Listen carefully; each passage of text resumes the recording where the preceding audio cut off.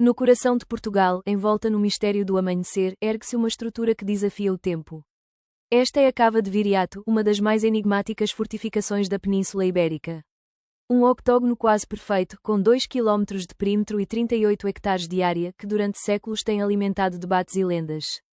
Quem a construiu? E porquê? As suas muralhas de terra silenciam as respostas, mas a história sussurra teorias. Desde os primeiros séculos que os estudiosos se interrogam.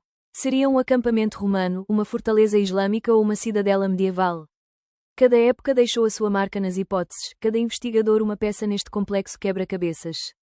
A ideia mais antiga e romântica apontava para os romanos. Imaginavam-na como um colossal acampamento legionário, talvez construído durante as campanhas de conquista da Lusitânia.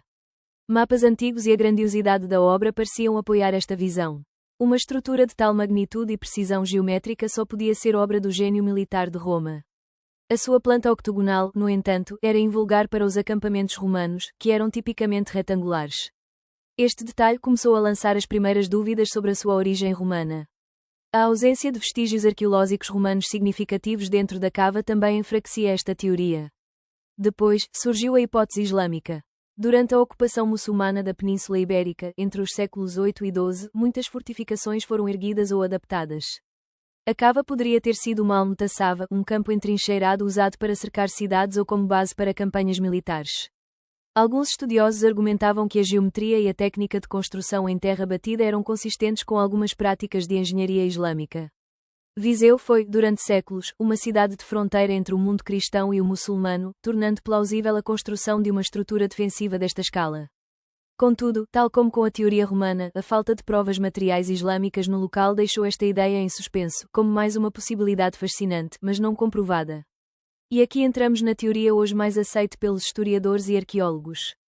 As investigações mais recentes, apoiadas por escavações e datação por radiocarbono, apontam para a Alta Idade Média, mais especificamente para o século X.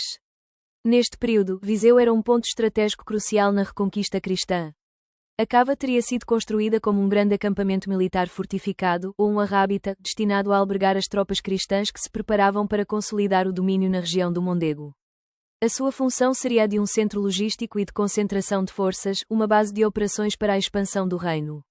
Esta explicação não só se alinha com o contexto histórico da época, como também é sustentada por algumas das evidências arqueológicas mais concretas encontradas até hoje. A cava seria, assim, um testemunho monumental do esforço de guerra e da organização dos reinos cristãos medievais. Mas então, onde entra Viriato nesta história? Viriato, o lendário líder dos lusitanos, o pastor que se tornou general e que, no século II a.C., desafiou o poderio de Roma com uma audácia sem precedentes. A verdade histórica é clara, não existe qualquer prova documental ou arqueológica que ligue Viriato a Viseu ou à construção desta fortificação. Viriato viveu mais de 1000 anos antes da data mais provável da construção da cava. Como é que o seu nome ficou, então, tão intrinsecamente ligado a este lugar? A resposta reside no poder das narrativas e na construção da identidade nacional. A partir do século XVI, durante o Renascimento, cronistas e eruditos portugueses, numa busca por heróis e por um passado glorioso para a nação, começaram a associar figuras lendárias a locais concretos. Viseu, uma cidade importante, precisava de um herói fundador à sua altura. E quem melhor do que Viriato, o primeiro símbolo da resistência e do espírito indomável do povo que habitava estas terras?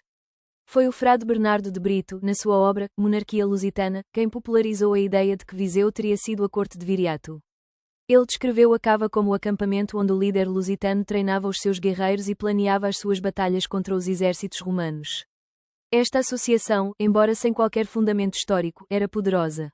Dava a Viseu um prestígio imenso, uma linhagem que remontava aos primórdios da resistência contra a opressão estrangeira. A lenda foi repetida e embelezada ao longo dos séculos, enraizado-se de tal forma no imaginário popular que se tornou mais real do que a própria história. A cava de Viriato era um nome demasiado bom para ser questionado. O mito ganhou a sua forma final no século XX. Num período de forte exaltação nacionalista, a figura de Viriato foi elevada a herói nacional por excelência. Em Viseu, este sentimento materializou-se de forma imponente. Em 1940, foi inaugurada a estátua de Viriato, uma obra monumental do escultor espanhol Mariano Benlliure. Posicionada no centro de uma rotunda com o seu nome com o braço erguido e um olhar desafiador. A estátua não celebra apenas o guerreiro, ela consolida o mito e sela a união eterna entre o herói e a cidade. A estátua tornou-se o símbolo de Viseu, o ponto de encontro, a imagem de postal que todos conhecem. Hoje, a Cava de Viriato é um espaço de lazer, um parque verde onde as famílias passeiam e as crianças brincam, alheias às batalhas e aos segredos que as suas muralhas guardam. É um monumento vivo, onde a história e a lenda se entrelaçam de forma inseparável. É um lugar que nos lembra que a nossa identidade é construída não apenas por factos, mas também pelos mitos que escolhemos abraçar, pelas histórias que contamos a nós mesmos para nos sentirmos parte de algo maior. A Cava de Viriato não é apenas um octógono de terra em Viseu. É um palco onde se encontram romanos, muçulmanos, reis medievais e heróis lendários. É um testamento da complexidade da história e da necessidade humana de criar símbolos e narrativas que nos deem sentido e orgulho.